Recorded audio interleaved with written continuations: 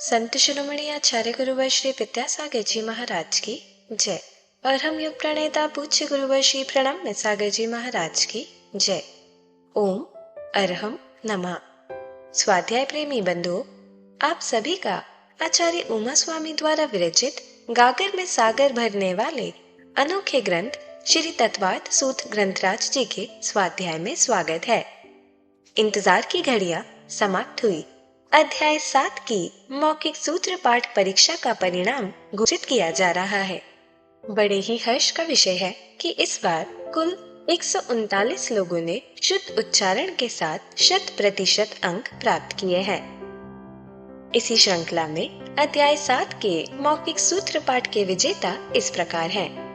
व्याना जैन 7 वर्ष राजस्थान, आरोही जैन 8 वर्ष मध्य प्रदेश, केओंग जैन 9 वर्ष राजस्थान, अद्विका जैन 9 वर्ष दिल्ली, नैवेद्या जैन 10 वर्ष राजस्थान, विवान जैन 10 वर्ष राजस्थान, चांदनी जैन 10 वर्ष राजस्थान, संभवी जैन 10 वर्ष मध्य प्रदेश, आरोही मोदी 10 वर्ष भोपाल, हर्षिता पांड्या 12 वर्ष राजस्थान, मौली जैन 12 वर्ष राजस्थान, धैर्य गंगवाल 13 वर्ष राजस्थान, अर्नव जैन 13 वर्ष राजस्थान, नेहल दोषी 11 वर्ष मध्य प्रदेश, सौम्या जैन 11 वर्ष मध्य प्रदेश, दानव जिगेश श्रॉफ 12 वर्ष गुजरात, आर्जव जैन 13 वर्ष उत्तर प्रदेश, आराध्या जैन 10 वर्ष राजस्थान, बीनी जैन 11 वर्ष राजस्थान।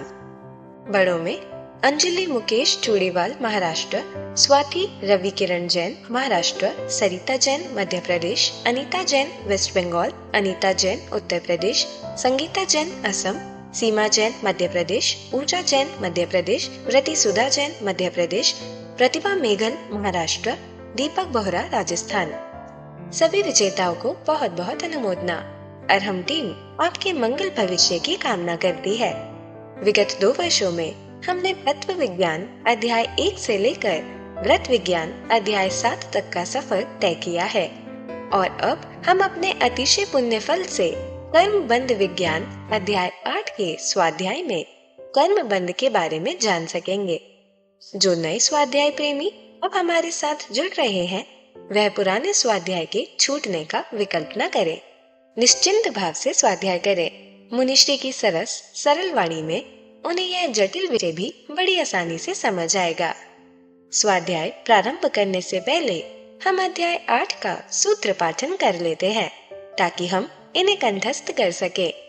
यदि आपने पिछले अध्यायों की मौखिक सूत्र पाठन परीक्षा नहीं दी है, तो भी आपको यह पाठ अवश्य करना चाहिए और इन्हें कंठस्थ करने का प्रयास भी करना चाहिए।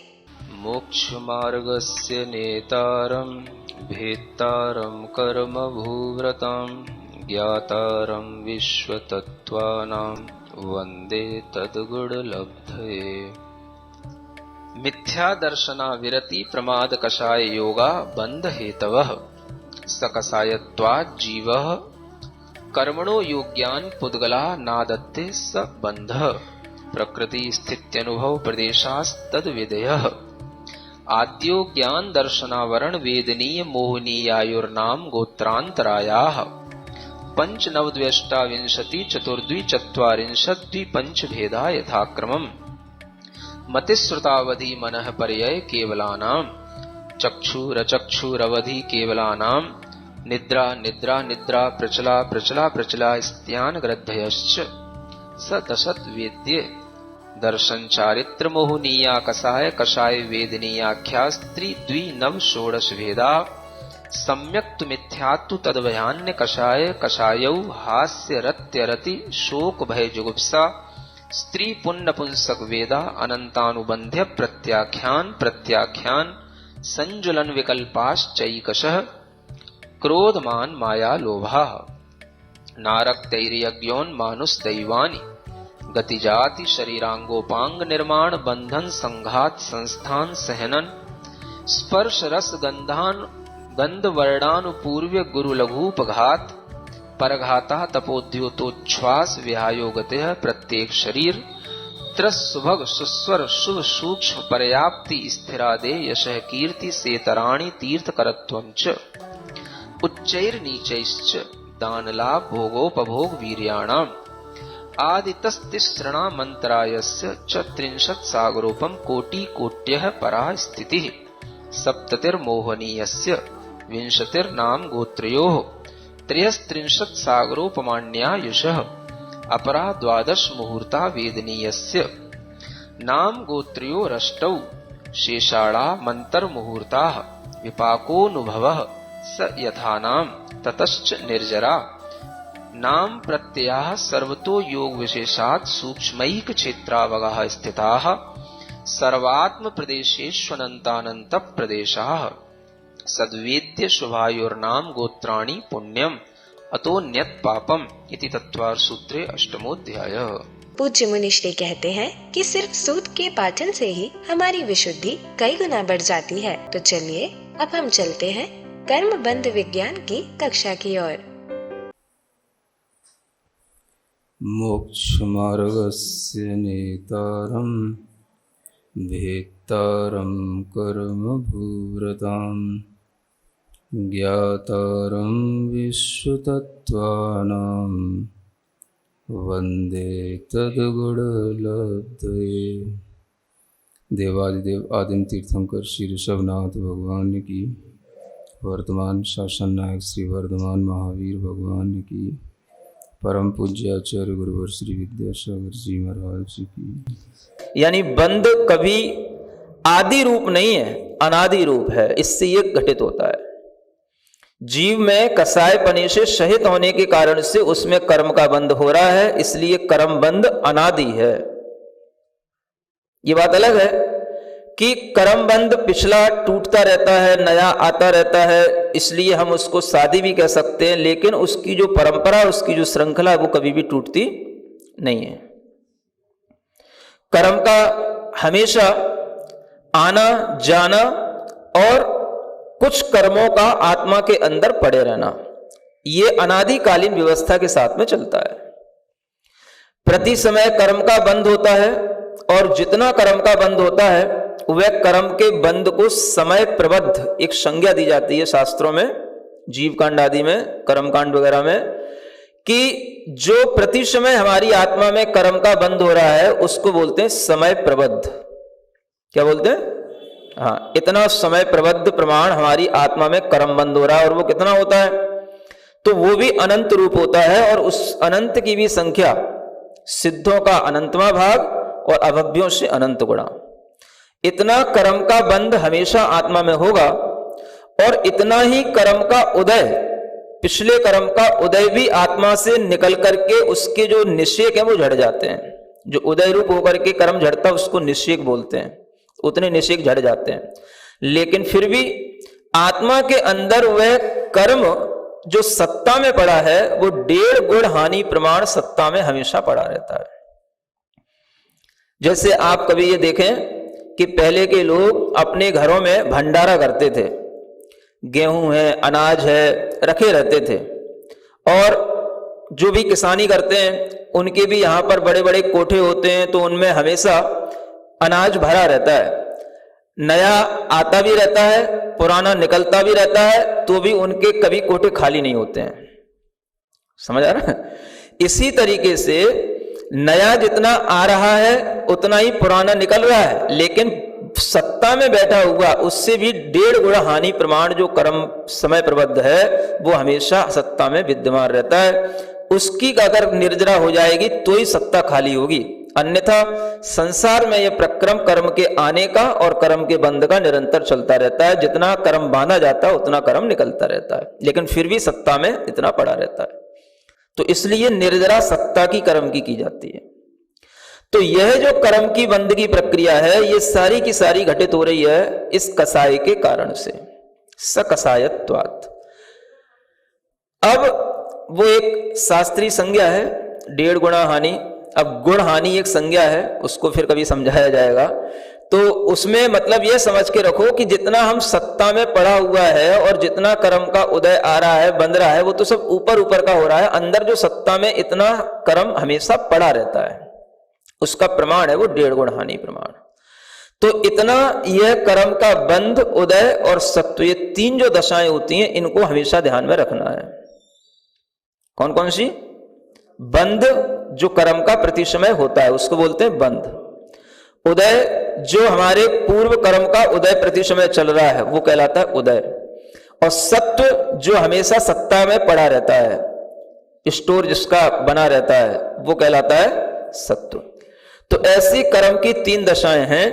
उन तीनों दशाओं में भी कारणभूत जो बात है वो यहां पर ये कषाय भाव ही बताया जा रहा है। सकषायत्वात्, जैसी कषाय होगी वैसा ही कर्म का बंध होगा।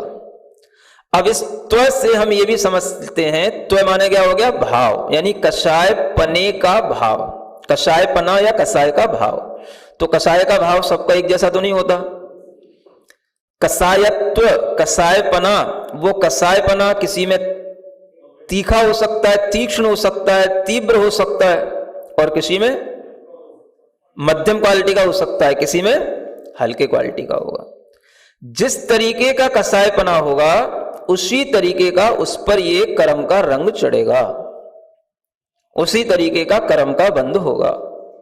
तीव्र कषाय से तीव्र बंध होगा, मध्यम कषाय से मध्यम बंध होगा, और जघन्य कषाय से जघन्य बंध होगा।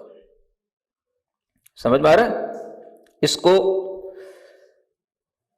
समय सार जी ग्रंथ में भी एक गाथा के माध्यम से समझाया गया है। एक अच्छी गाथा है और अच्छा उदाहरण है, सुनने लायक है। जह पुरुषेणाहारो गहिदो पर्णमदिसु अणेय विहम मनसवसारुहिरादि भावे उदरग्नि संयुक्तो। क्या कहते हैं? जैसे, उदाहरण इसी के लिए दिया जा रहा है, जह पुरुषेणाहारो, जैसे किसी पुरुष ने आहार किया, भोजन किया, और वह परिणमन कर जाता है भोजन उसका। किस रूप में?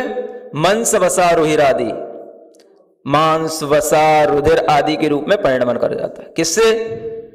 भावे उदरग्नि संजित्तो, जैसी उदराग्नि है उस उदराग्नि के अनुरूप ही उसका भोजन किया हुआ सारे के सारे सप्त धातुओं के रूप में परिवर्तित हो जाता है। तो उदराग्नि क्या हो गई? ये मुख्य उसका हेतु हो गया। भोजन से परिणमन नहीं हो रहा है, परिणमन किससे हो रहा है? उदराग्नि से। जैसी उदराग्नि होगी वह उस भोजन को उसी रूप में परिणमन करता रहेगा।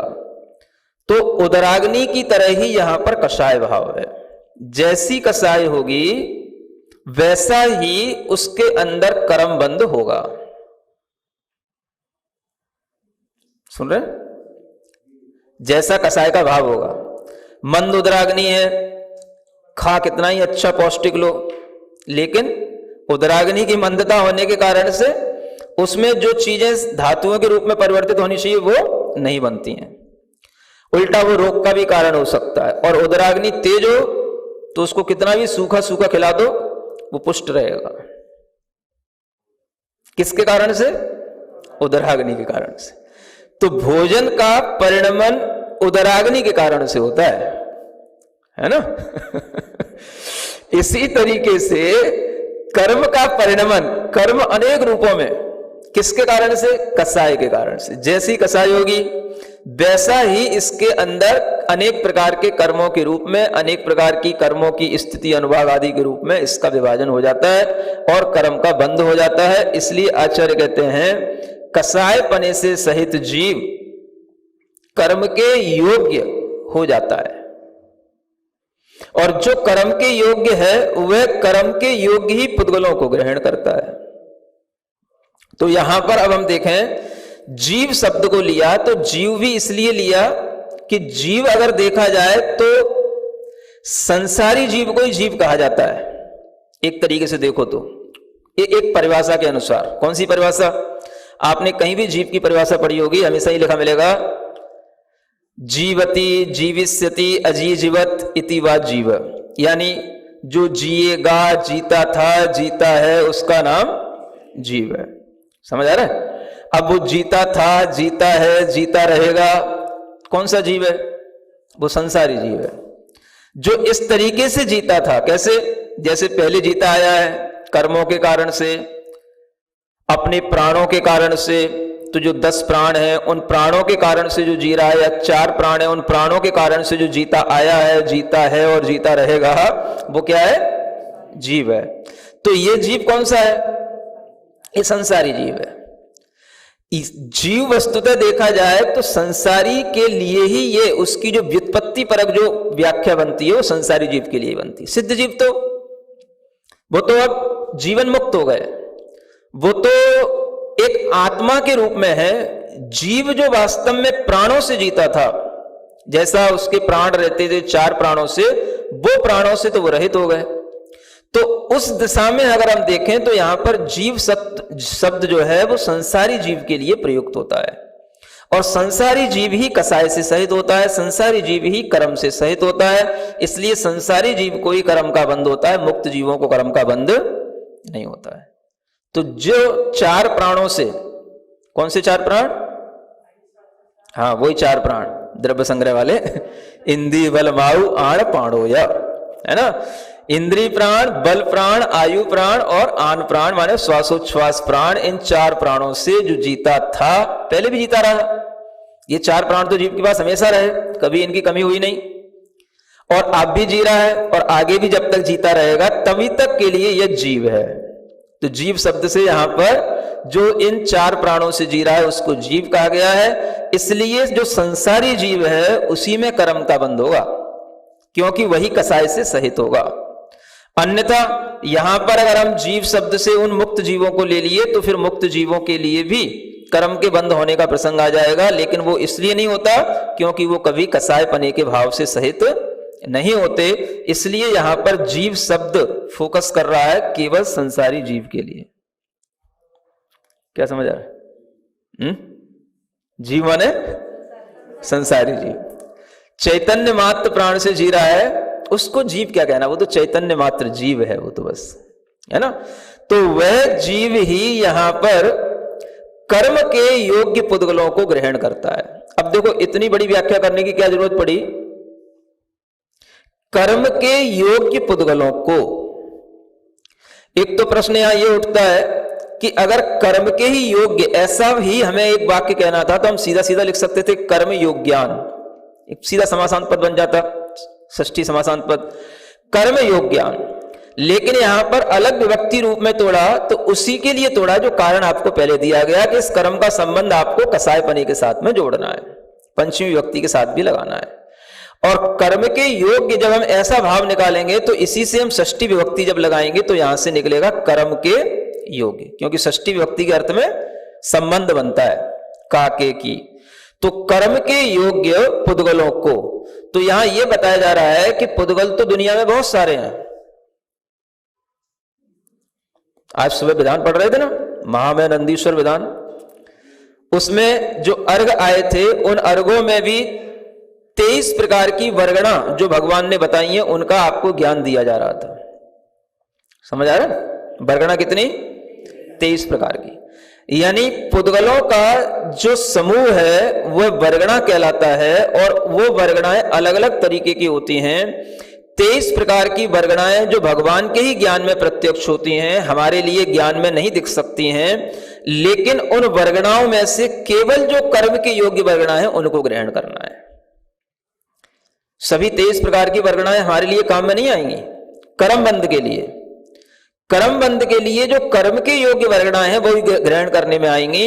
और ऐसी कर्म के योग्य वर्गणाएं माने पुद्गलों का समूह स्कंद के रूप में वह कर्म के ही योग्य है। वो तो कर्म के ही योग्य होने के कारण से वो कर्म रूप में ही बंधता है, और जब हमसे निर्जरित हो जाता है तो भी वो कर्म रूप में ही पुनः बंधने की योग्यता रखने के साथ में निर्जरित हो जाता है। वो रहेगा तो कर्म रूप में ही रहेगा।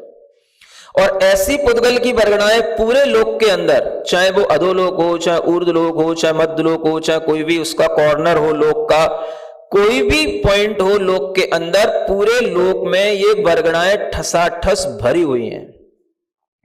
जैसे लोक में निगोद जीव ठसाठस भरे हुए हैं, ऐसे ही पूरे लोक में ये कर्म वर्गणाएं भी ठसाठस भरी हुई हैं। आप किसी भी स्थान पर चले जाओ, चाहे सुरंग 10 किलोमीटर नीचे बना लो, चाहे कोई भी बड़ा अपना तहखाना बना लो, कोई भी आप कितना भी शून्य स्थान, डार्क स्थान कुछ भी बना लो, कर्म के बंध से कोई भी व्यक्ति कहीं पर भी रुकता नहीं, क्योंकि जहां पर ये आत्मा है वहीं पर उसके लिए कर्म का बंध भी उसी स्थान पर होने के लिए वो कर्म बैठे हुए हैं। आत्मा के ही प्रदेशों पर कर्म बैठे रहते हैं, जो आगे के सूत्र में अभी बताया जाएगा जब प्रदेश बंध का वर्णन आएगा। तो आचार्य कहते हैं कि हमें वो पुद्गलों को यहां पर लेना जो कर्म के योग्य हो, अन्यथा आहार बढ़ग्रह वाले पुद्गल अलग हैं, शरीर को बनाने वाले पुद्गल अलग हैं, मन वाले पुद्गल अलग हैं, उनको नहीं लेना। कौन से पुद्गलों को लेना? जो केवल कर्म के योग्य हैं। कसाय पने के साथ में जीव जब कर्म के योग्य पुद्गलों को आदत्य माने ग्रहण करता है, क्या करता है? ग्रहण करता है। अब ये क्रियापद यहां पर ये बता रहा है कि जो हमारा ये कार्य हो रहा है वो पिछला जो सूत्र था बंध के हेतु, और बंध के हेतु से होने वाला जो कार्य है वो ये कार्य है। अब आप कहोगे कि इस ऊपर वाले सूत्र में और इस सूत्र में अंतर क्या हो रहा है?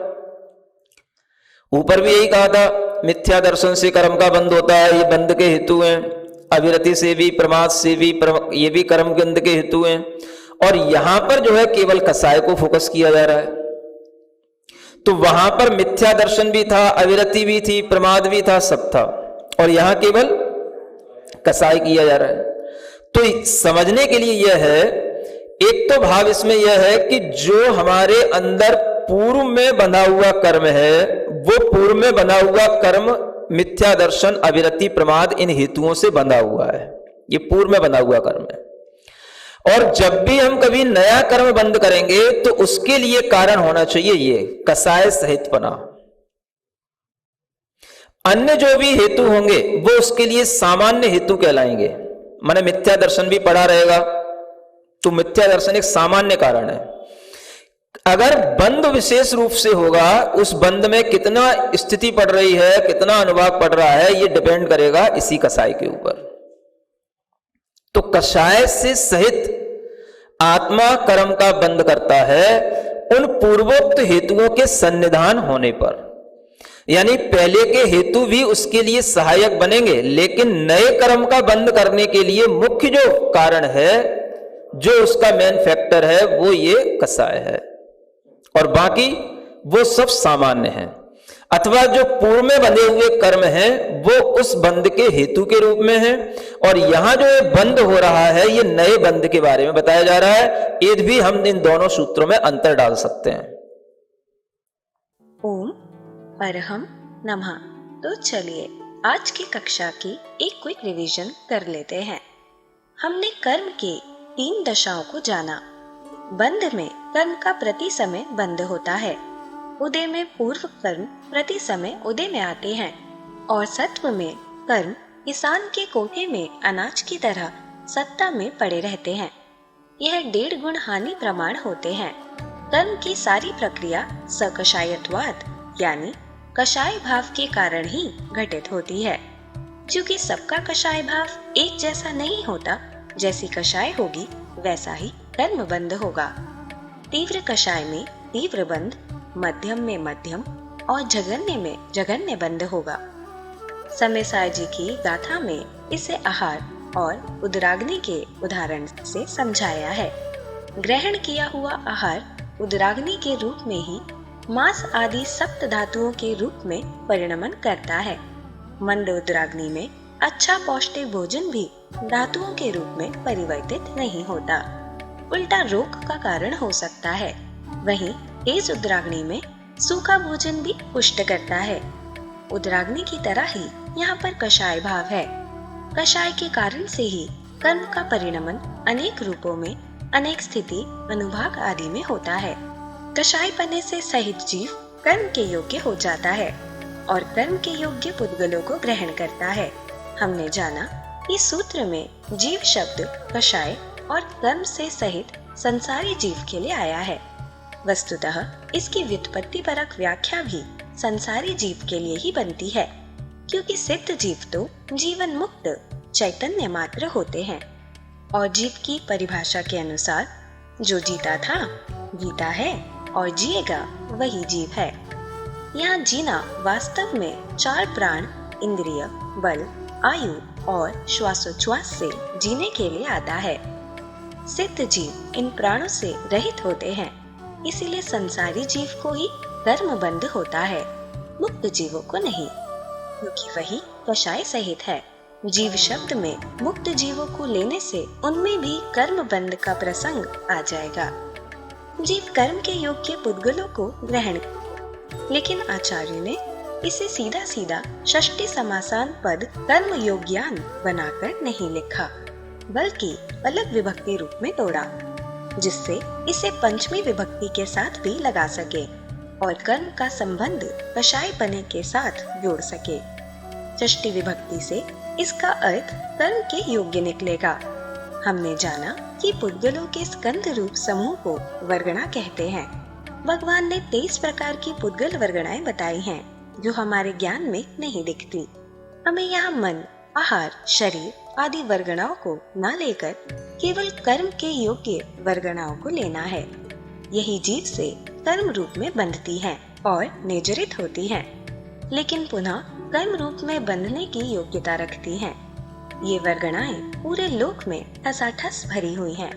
किसी भी तहखाने, शून्य आदि स्थान में भी कर्म बंध नहीं रुकता। जहाँ पर आत्मा है, वहीं पर उसके लिए कर्म का बंध भी है। उसी के प्रदेशों पर कर्म बैठे रहते हैं, जिसे हम आगे प्रदेश बंध में जानेंगे। आदते क्रियापद अर्थात ग्रहण करता है से हमने समझा कि पिछले सूत्र में बताए बंध के हेतुओं से होने वाला कार्य यही है। हमने सूत्र 1 और 2 के बीच के अंतर को भी समझा। जहाँ सूत्र 1 में मिथ्या दर्शन, कषाय आदि 5 हेतु हैं, वहीं यहाँ सिर्फ कषाय पर फोकस है। इसका एक भाव है कि मिथ्या दर्शन आदि हेतु से बंधा कर्म पूर्व में बंधा हुआ है और नए कर्म बंध के लिए कषाय सहित पना मुख्य कारण है। मिथ्या दर्शन आदि पूर्व हेतु इसके सामान्य कारण है, सहायक है। विशेष रूप बंध जैसे स्थिति, अनुभाग आदि कषाय के ऊपर डिपेंड करता है। तो चलिए अब हम सभी जनवाणी स्तुति करेंगे और तत्पश्चात समय होगा आज के सवाल का। सिरिजिणवाणी जग कल्याणी जग जन मदतम मोहरी जनमण हारी गढ़हर हारी जम जरा भव रोग हरि तिथियराणम दिव्य झुणिम जो पढ़ई सुणई मय्ये धारई राणम सौख मणंतम धरिय सासद मोक्ष पदम पावई सासद मोक्ष पदम पावई। अब समय है आज के प्रतियोगिता प्रश्न में भाग लेकर आकर्षक पुरस्कार जीतने का। आप अपने फोन को QR कोड स्कैन करने के लिए तैयार रखें या दिए गए लिंक पे जाएं। आप अपना उत्तर चुनकर हमें कल शाम 5 बजे तक भेज सकते हैं। 3 भाग्यशाली विजेताओं को मिलेंगे आकर्षक पुरस्कार। विजेताओं का नाम इसी कार्यक्रम में हर रविवार को घोषित किया जाएगा। साथ ही सभी प्रश्नों के सही उत्तर भी बताए जाएंगे। आज का सवाल है, कितने प्राण संसारी जीव के पास हमेशा रहते हैं? 2, 4, 6, 10। अध्याय 8 की कक्षा 10 के आज के सवाल का सही उत्तर है बंध। अगर आप किसी कारणवश कोड को स्कैन ना कर पाए हों, तो आप क्लास की वेबसाइट पर जाकर भी उन्हें अटेम्प्ट कर सकते हैं। इस लिंक पर जाएं या QR कोड को स्कैन करें। धन्य है हमारा पुण्य जो मुनिश्री हमें कर्म बंध जैसे कठिन विषय को इतनी सरलता के साथ समझा रहे हैं, ताकि हम डेली लाइफ में कर्म बंध के कारणों को जानकर उनसे बच सके। और यह ज्ञान आप अपने मित्र, परिवार, समाज के लोगों को इस स्वाध्याय से जोड़कर उन तक पहुंचा सकते हैं। आप सिर्फ उन्हें हमारी वेबसाइट etv.arham.yoga शेयर करें और उन्हें इन सभी क्लासेस के साथ साथ मिलेगा अभ्यास प्रश्न करके अपने ज्ञान को प्रगाढ़ बनाने का मौका और आज के सवाल में पुरस्कार जीतने का। तो आज ही अपने बच्चों को, मित्रगणों को और परिवारजनों को इस अनूठे स्वाध्याय से जोड़ अपना और उनका पुण्य बढ़ाए। ओम अरहम नमः।